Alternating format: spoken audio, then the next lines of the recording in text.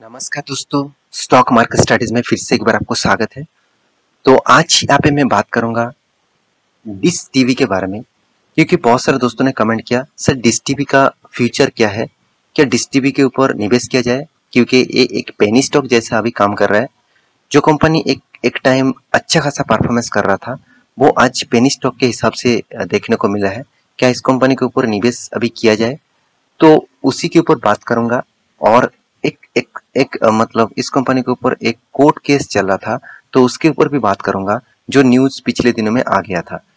तो वीडियो को पूरा देखिए, और अभी तक अपने इस चैनल को सब्सक्राइब नहीं किया तो जरूर सब्सक्राइब कर लीजिए, क्योंकि आपको daily basis stock market information, update और न्यूज के बारे में पता करना है, तो इस चैनल में जरूर बने रहिए। तो चलो देखते हैं आज के स्टॉक के बारे में। तो सबसे पहले मैं कंपनी का चार्ट पैटर्न आपको एक बार दिखाना चाहूंगा। तो देखिए कंपनी का चार्ट पैटर्न आपको मैं दिखा दूं, तो आप देखेंगे तो अराउंड 2015 में देखा जाए तो कंपनी का जो प्राइस रेंज था, टॉप लेवल का जो प्राइस रेंज था अराउंड 120 रुपये के ऊपर। तो 120 रुपये के ऊपर चलने वाला कंपनी आज 10 रुपये चल रहा है। तो आज का जो प्राइस रेंज है अराउंड 10 से 11 रुपीस बोल सकते हैं। तो 10 रुपये में अभी इसका प्राइस चल रहा है। एक टाइम कंपनी 120 रुपये चल रहा था। तो कंपनी में अचानक क्या हो गया, और जिसके बेसिस से इस कंपनी में इस तरीके से गिरावट हुआ। और कंपनी के ऊपर में वन वीक के चार्ट पैटर्न लगा दूं, मतलब एक 1 वीक का चार्ट पैटर्न आपको दिखा दूं, तो कंपनी का जो परफॉर्मेंस है आप देखेंगे तो 140 तक कंपनी का हाई था। 140 कंपनी का हाई था। उसके बाद कंपनी कंटिन्यूअसली गिरते गए। उसके बाद फिर से 2008 में कंपनी का प्राइस रेंज 10 रुपया था, और उसके बाद फिर से रिकवरी किया और 250 तक, सॉरी 120 तक गया।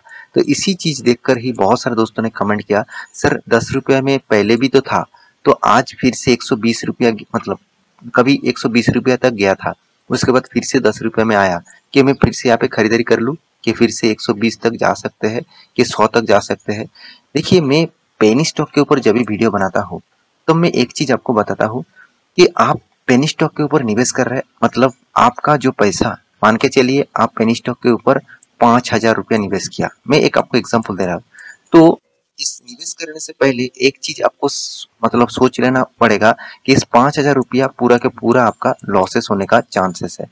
इस लॉसेस आप अगर ले सकते हैं, मतलब इस पैसे को आपको पहले भूलना होगा कि चलो मैं 5,000 रुपया किसी कंपनी के ऊपर लगाया था, तो उसको अगर भूल जाएंगे तभी तभी आप निवेश करिए। अगर वो स्टॉक के ऊपर निवेश करने के बाद आप हर हफ्ते में, हर दिन में चेकआउट करेंगे कि चलो प्राइस कितना गया, तो आप उस कंपनी के ऊपर निवेश करने से जरूर, मैं यही कहूंगा, ना ही करे तो अच्छा है। क्योंकि पेनी स्टॉक का हालत, आप एक बार उस कंपनी ने रिकवरी किया, इसका मतलब 2 बार फिर से रिकवरी करेगा, इसका कोई गारंटी नहीं होता। हाँ, कंपनी में केट को मतलब कोर्ट कोर्ट का भी केस भी चल रहा है। वो कोर्ट अगर केस जीत जाता है, मतलब कंपनी जीत जाता है, यस बैंक से वो केस जीत जाता है, तो कंपनी के ऊपर शायद कुछ पॉजिटिविटी आएगा, मगर मुझे नहीं लगता उतना पॉजिटिविटी आएगा। क्योंकि डिश टीवी का जो बिजनेस है, वो बिजनेस अभी मतलब टोटली खराब सिचुएशन में है। क्योंकि देखिए, आप लोग डिश टीवी घर में क्यों लगाते थे? पिक्चर क्वालिटी, जो केबल नेटवर्क है उसमें पिक्चर क्वालिटी हाई देखने के लिए। मगर डिश टीवी जितने प्राइस में हाई मतलब पिक्चर क्वालिटी देते हैं, उसमें से बहुत बहुत कम प्राइस में और भी बहुत सारे कंपनीज है जो इसका कंपटीटर है मार्केट में, वो कम प्राइस में अच्छा पिक्चर क्वालिटी देते हैं और अच्छा सर्विसेज भी देते हैं। तो डिश टीवी का जो सर्विसेज है वो पहले तो अच्छा था, मगर बीच में थोड़ा थोड़ा करके खराब सिचुएशन में चला गया। तो इसीलिए डिश टीवी का हालत अभी इस सिनेरियो में है। तो कंपनी के कुछ डिटेल्स आपको दिखाऊंगा, जिसके कारण आपको पता चल जाएगा क्या इस कंपनी स्टॉक में निवेश करना चाहिए कि नहीं चाहिए। तो चलो पहले मैं आपको न्यूज दिखा देता हूँ। देखिए न्यूज कहाँ पे है, द इकोनॉमिक टाइम्स के ऊपर न्यूज है।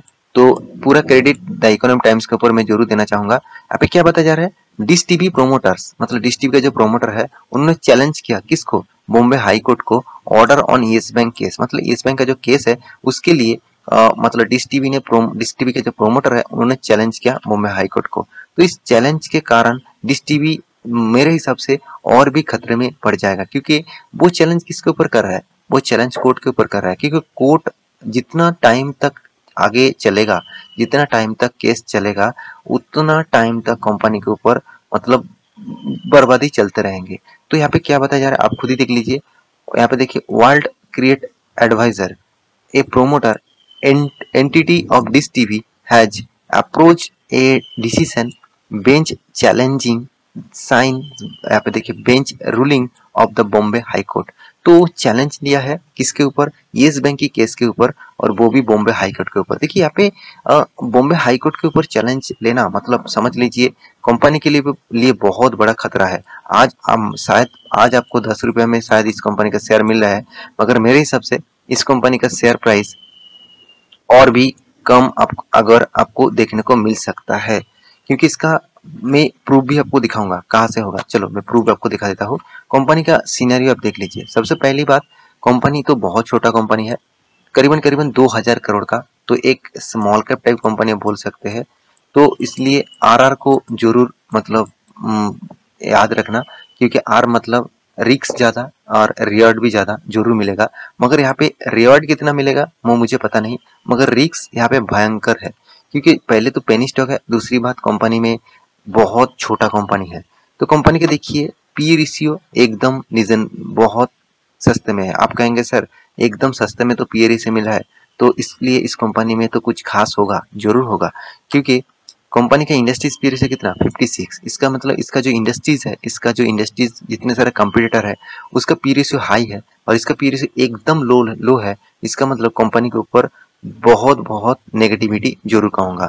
तो मान के चलिए आप एक आपका एक दुकान है और उस दुकान के बाजू में एक बड़ा रेस्टोरेंट है, तो सेम टू सेम प्रोडक्ट मतलब खाना आपका दुकान में भी मिलता है या फिर रेस्टोरेंट में भी मिलता है। तो आप कहेंगे यहाँ पे आपको, चलो मान के चलता हूँ 100 रुपये में जो खाना मिलता है वही खाना यहाँ पे 500 रुपया में मिलता है।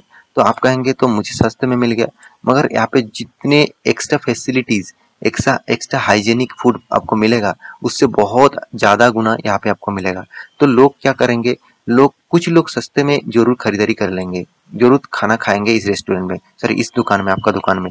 मगर जो रेस्टोरेंट है वहाँ पे बहुत सारे लोग जाएंगे, क्योंकि वहाँ पे प्राइस ज्यादा भी देना पड़े मगर वहाँ पे हाइजेनिक खाना मिलता है, मतलब बहुत साफ सुथरा मिलता है, एक्स्ट्रा बेनिफिट्स भी वहाँ पे आपको मिलता है। तो इसलिए वो ज्यादातर जाएंगे, उसको प्रेफर करेंगे। सेम टू सेम यहाँ पे पी रेशियो देखिए इंडस्ट्रीज के ज्यादा है, इसका मतलब कंपनी का इंडस्ट्रीज बहुत आगे चल गया और इस कंपनी बहुत पीछे रहेगा, इसलिए इसका पी रेशियो बहुत कम है। साथ ही साथ कंपनी का हाथ में 500 करोड़ का कैश तो है, मगर कंपनी प्रॉफिट रेशियोज नेगेटिव में है। तो ये एक बिग नेगेटिव पॉइंट है। कोई भी कंपनी का प्रॉफिट नेगेटिव में है और वो भी अराउंड मार्केट कैप के नजदीक, आसपास, मार्केट कैप के आसपास, क्योंकि 2000 करोड़ का टोटल इसका मार्केट कैप है, उनमें से 1800 करोड़ का कंपनी का नेगेटिव एनुअली इनकम है। तो एक बहुत बड़ा नेगेटिविटी है। और साथ ही साथ कंपनी का डेप्थ जो है आप देखेंगे तो कंपनी का टोटल डेप्थ 376 करोड़ का है। तो ओवरऑल बात करूं कंपनी के बारे में, कंपनी का परफॉर्मेंस मुझे उतना खास नहीं लगा, नेगेटिव लगा। तो क्योंकि कंपनी का ईपीएस भी नेगेटिव है, जो कंपनी का अर्निंग पर शेयर मतलब पर शेयर में अर्निंग जो है वो टोटली नेगेटिव है। तो कंपनी पैसा कमा नहीं पा रहा है, जो पैसा कंपनी इन्वेस्ट कर रहा है वो पैसा पर शेयर में वो नेगेटिव में कमा रहा है, मतलब उसको लॉसेस हो रहा है, कंटिन्यूअसली लॉसेस हो रहा है। साथ ही साथ कंपनी के और एक चीज मैं आपको जरूर दिखाऊंगा, प्रोमोटर के पास ओनली 5.93% है, मतलब प्रोमोटर खुद के माल बेचकर भाग गया, क्योंकि प्रोमोटर को पता चल गया कि कंपनी फिर से खड़ा होने का चांसेस एकदम ना के बराबर है, तो इसलिए प्रोमोटर खुद निकल गया। देखिए आज वोडाफोन आइडिया का प्रोमोटर अराउंड 70% से भी ज्यादा होल्डिंग रखे है, क्योंकि प्रोमोटर को एक भरोसा है कि टेलीकॉम इंडस्ट्रीज में फिर से एक नया मोड़ लेके आ सकते हैं और वोडाफोन आइडिया को फंडिंग मिले तो फिर से वो रिकवरी कर सकते हैं। तो इसलिए प्रोमोटर खुद के शेयर को बेचे नहीं, मगर यहाँ पे देखिए प्रोमोटर के खुद का शेयर बेच के भाग गया। चलो दिखा देता हूँ प्रोमोटर का शेयर कितना था।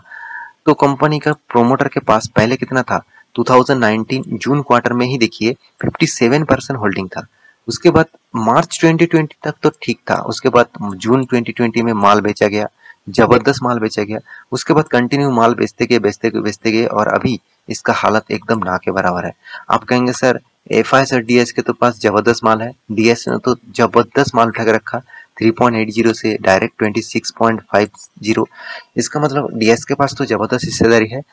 तो एक चीज आप देख लीजिए, तो इसके बाद डीएस कौन है, डीएस है येस बैंक। येस बैंक ने ही इसका माल खरीद के रखा है 24%, जिसके ऊपर कोर्ट केस चल रहा है। तो इसको बचा के रखा कौन? Yes bank. क्योंकि यस बैंक इसी कारण यस बैंक भी डूब चुके हैं। जिसको लोन दिया, जिस कंपनी के ऊपर इन्वेस्ट किया, वो कंपनी अगर डूब जाए तो यस बैंक कहाँ से खड़ा हो पाएंगे? तो ये भी आज डूबा हुआ देखने को मिला है। एक दिन यस बैंक अच्छा खासा परफॉर्मेंस कर रहा था, आज उसका हालत कितना खराब है आप खुद ही देख सकते हैं। तो मेरे कहने का मतलब जो है वो आप किस कंपनी ने इन्वेस्ट किया आपके सामने ही है। आप कहेंगे सर एफआईएस के पास भी तो अच्छा खासा हिस्सेदारी है। तो एफआईएस ने इन्वेस्ट तो किया मगर उतना ज्यादा कोई भी परसेंटेज ज्यादा इन्वेस्ट नहीं किया। तो कंपनी के ओवरऑल आपके परफॉर्मेंस आपने दिखा चुका हो। सिर्फ एक चीज आपको दिखाना बाकी है, कंपनी का प्रॉफिट रेशियोज। कंपनी का हर साल में प्रॉफिट रेशियोज देखेंगे तो कंपनी कंटिन्यूअसली लॉस करते जा रहा है, और वो भी बिग बिग लॉसेस। तो मेरे हिसाब से मैं तो इस कंपनी के ऊपर निवेश नहीं करके रखा, और आप भी निवेश करके रखे हैं। तो मेरे हिसाब से मतलब इस कंपनी से दूरी रहे तो अच्छा है। और जितने सारे दोस्त अभी सोच रहे हैं कि मैं इस कंपनी के ऊपर निवेश करूं, तो मैं रिक्वेस्ट जरूर करूंगा, आपके रिस्क के हिसाब से करिए। और आप निवेश करना ही चाहते हैं तो आप छोटा अमाउंट निवेश करिए। जो पैसा आपका खो भी जाए, मतलब पैसा आपको लॉसेस भी हो जाए, कुछ भी फर्क नहीं पड़ने वाले। तो आशा करता हूँ सारी जानकारी आपको मिल चुका है। मेरी वीडियो आपको कैसे लगा जरूर कमेंट करना, और मेरे इस वीडियो को सारे दोस्तों के साथ शेयर भी करना। मिलते नेक्स्ट टॉपिक लेके, तब तक अच्छे से रहिए, अपने ख्याल रखिए। Bye bye.